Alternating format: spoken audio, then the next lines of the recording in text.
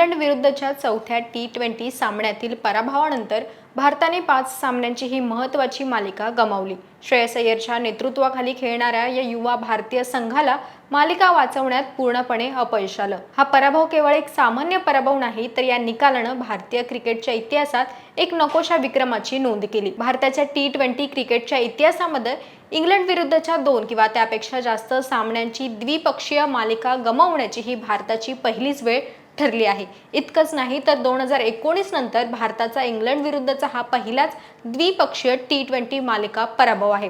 या सलग पराभवानंतर आता भारतीय क्रिकेट विश्वात नव्या चर्चांना आणि वादाला सुरुवात झाली आहे। या लाजिरवाण्या मालिका पराभवानंतर आता थेट मुख्य प्रशिक्षक गौतम गंभीर यांच्या कार्यपद्धतीवर आणि रणनीतीवर भारतीय क्रिकेट नियामने म्हणजेच BCCI मध्ये गंभीर चर्चा सुरू झाली आहे। गौतम गंभीर यांच्या मुख्य प्रशिक्षक पदाचा करार हा 2027 पर्यंत म्हणजेच आगामी एकदिवसीय विश्वचषकापर्यंत असला तरी संघाच्या या निराशाजनक कामगिरीमुळे BCCIने मोठं पाऊल उचलण्याचं ठरवलं आहे। बोर्डाने संघाच्या सध्याच्या कामगिरीचा सखोल आढावा घेण्याचा निर्णय घेतला आहे।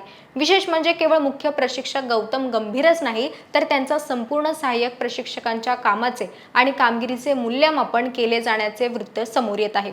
यामुळे गंभीर आणि त्यांच्या टीमवरचा दबाव आता कमालीचा वाढलेला आहे। BCCI सध्या कोणताही घाईघाईचा किंवा तडकाफडकीचा निर्णय घेणार नसली तरी बोर्डाने आपली भूमिका स्पष्ट केली आहे। भारतीय संघ सध्या संक्रमक काळ म्हणजेच नव्या खेळाडूंचा संघ तयार करण्याच्या टप्प्यातून जात आहे। हे कारण बोर्डवर वारंवार स्वीकारलं जाऊ शकत नाही, असे कडक संकेत BCCIने दिले आहेत। संघात तरुण खेळाडू असले तरी आंतरराष्ट्रीय स्तरावर सातत्याने होणारे पराभव खपून घेतले जाणार नाहीत। आगामी काळात केवळ संघ निवडणीवरच नाही तर मैदानावरील कामगिरीवरही विशेष लक्ष दिले जाईल।